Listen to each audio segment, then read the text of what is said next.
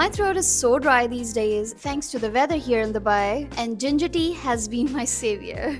Anyways, welcome to my channel and let's get into it. I hope I don't spill it over. My husband moved here in November of 2023 and I moved here a month later on December 1st. So it's been 1.5 years since we moved to the city and I wanted to reflect on our experience and share it with you. What we've loved, what's been hard, and what I think you should know if you are thinking of moving here or even if you're just curious about life in the city. I actually took a nap before filming this, so I'm feeling fresh and relaxed because I know this video is not going to be the typical review video, but instead it's going to get long and personal. So go grab a snack or some tea like me.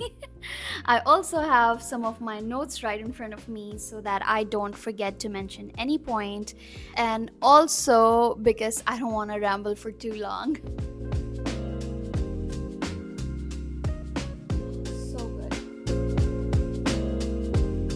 Why? Well, because Azhar and I, we both wanted to move out of Pakistan. We had decided that we will not hyperfixate on any one destination. Well, because we had done that in the past and it only led to heartbreak, anxiety, and waste of money. But after that rough patch, we made a little list of countries that we wanted to move to. Dubai was not on top of the destination list, but the doors to Dubai opened up for us and we just took a chance. Azhar landed a job here. He moved here to give his joining and get his Emirates ID. And then I moved here a month later. Now let's look at some of the aspects of living in Dubai. I'm not going to divide them into pros and cons because life anywhere is subjective to an individual. Also, I am from Pakistan, so this review will be more relatable to Pakistanis and hopefully of people from such countries like India, Bangladesh, Sri Lanka, Philippines, just to name a few. So let's get to it. This is the biggest reason I wanted to move out of Pakistan. I never felt safe there. I'm a very outdoorsy person, and being confined within my own home just because I didn't feel safe enough was just too much for my mental health. And guess what? No country offers the kind of safety that the UAE does. The safety here is not just overhyped, it's actually true. I know a lot of people who never lock their doors. I am not one of them. My OCD will never let me not lock my doors.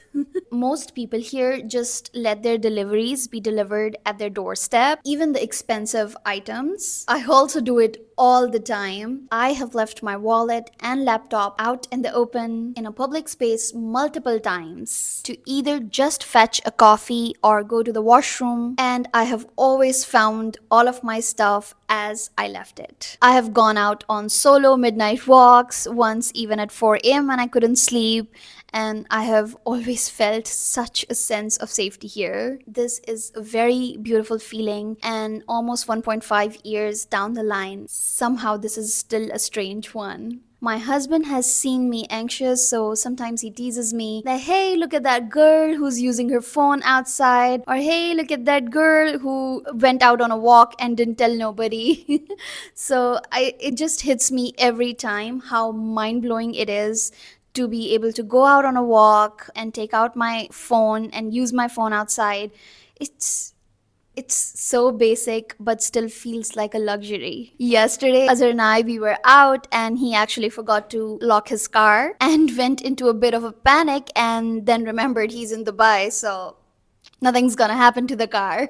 Another example is that Azhar and I, we went on camping multiple times throughout the winter months, and never once did we feel unsafe either on the road or on a camping spot. One strange thing that still feels very wrong is that whenever I book a taxi, I never share my ride details with Azhar or even open the maps to keep a track of my own way. I just know I will be safe. These are just a few personal examples of safety. I don't think I can begin to explain how unsafe I have felt back in the day and how safe I feel here in Dubai. You know, a few days back, I saw a kid running on the road, and the cars were literally just waiting for the kid to pass without even honking, and I thought that was so cool. Yes, there should have been an adult with the kid, and maybe they were there, but sometimes kids run crazy, but probably the parents don't feel like, oh my god, are they ever gonna see their kid again because maybe somebody ran over them or worse. But at the same time, I felt a little bit bad because for a kid to grow in such a safe environment, I just can't imagine how will these kids learn to be vigilant if they choose to get outside of the UAE, because no place on earth is as safe as here.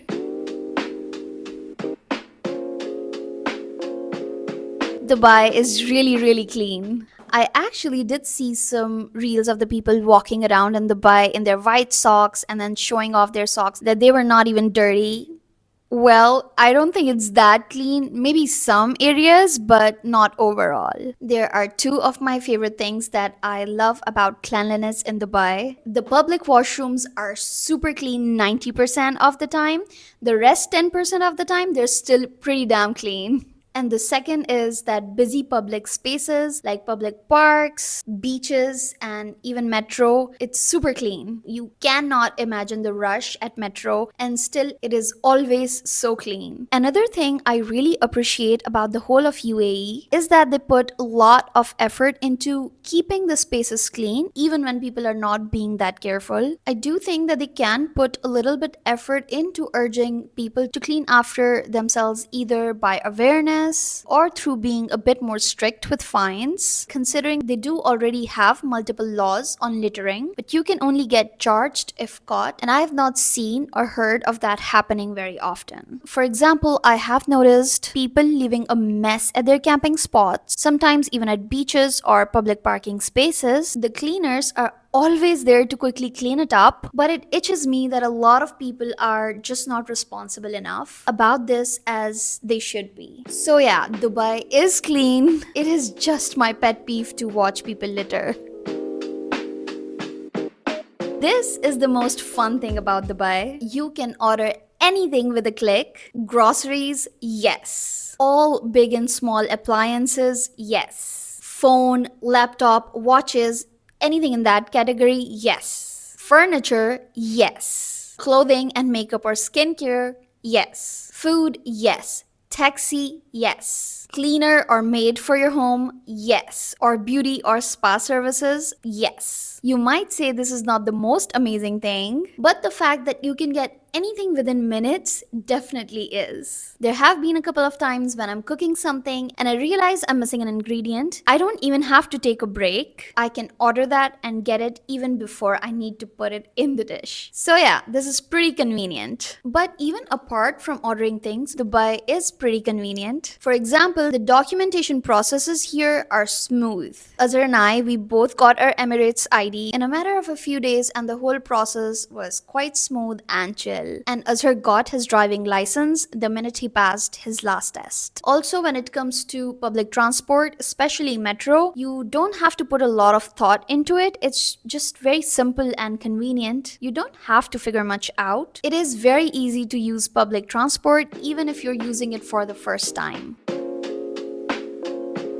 Okay, let me mention this as the first thing. As a practicing Muslim, I can get halal meat everywhere. I feel this is a huge blessing for me because I know this is not something I can have easy access to in a lot of other parts of the world. You might not relate to it as this is a lot more personal to me, so that's okay. If you look at grocery, I love the variety and the quality of fresh food. A lot of people don't think that the taste of fruits here is as good as it is in Pakistan, but I haven't noticed much of a difference. I do sometimes feel that vegetables are a bit bland here, but I can oversee that because I have easy access to so many of the vegetables like bell peppers, cherry tomatoes, dill, parsley, broccoli.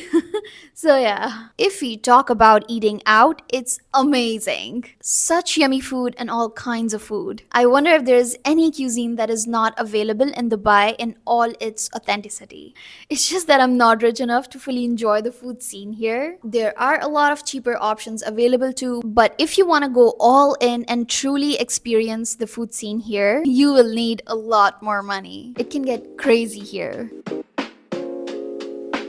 Okay, so there are a lot of aspects to it. First is rent, and it's expensive. Currently, 30% of our income is going towards rent, and I think we are living in one of the cheapest areas in Dubai. So, yeah, this is an egg that you really can't do anything about. Okay, so if you look at how expensive everything is, utility bills are actually on the cheaper side, and that includes gas for your car, considering how expensive taxis can be. When it comes to grocery, it actually used to feel cheaper when we got here. However, I've noticed that the prices, especially of the fresh items like fruits, vegetables, and meat, hike a little bit almost every other month. So yeah, now grocery does seem on a more expensive end. Okay, so last summer I was very much into cooking and we didn't eat out much. But this winter we were out and about and I didn't get to cook much and I lost my touch. And even though summers are back and I'm mostly at home, I still feel disconnected with cooking. And dear Lord, the cost of eating out and ordering in catches up to you pretty quickly. Let me see if I'm missing something out. Oh, health. It's expensive.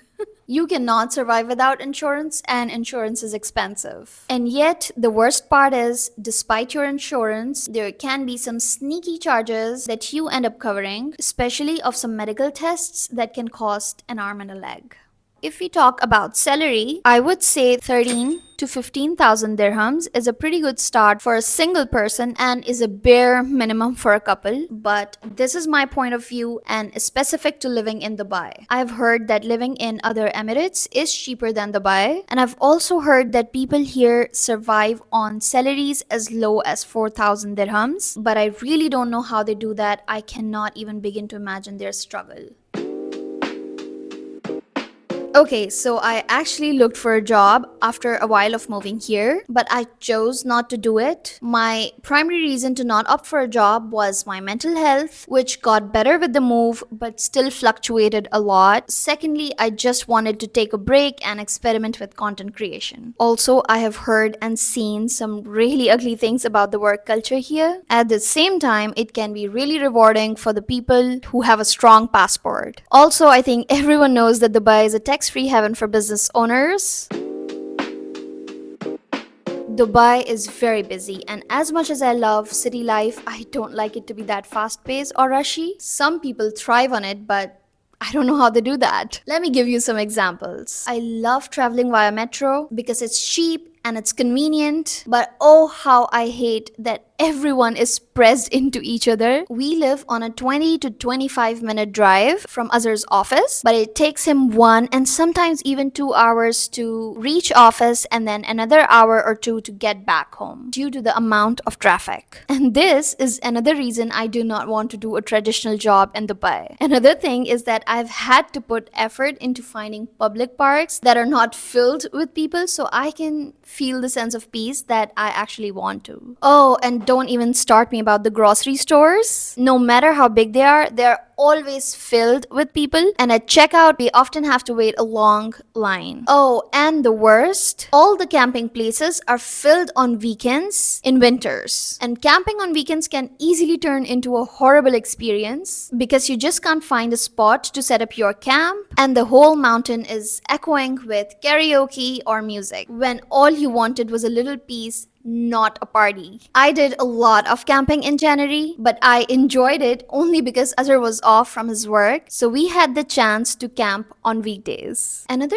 thing I've been noticing is the constant feeling of being behind in life. Somewhere at the back of my mind, I do not like to feel that way, of course, but I think it has more to do with the city than me, and also because of the lack of community, which I'll talk about in a minute. I think I would absolutely love to experience life in some other emirate, maybe Abu Dhabi or Ras Al Khaimah, to still have the city life but also a bit slower and more peaceful. I have noticed a few people optimizing their life at the pace of the city and enjoying it, but I think it requires a lot more money to be able to do that. For example, you can live near your office, but then the rent will hike up, or you can rent out private camping spots, which are very, very expensive. These are just a couple of examples on the top of my mind, so yeah.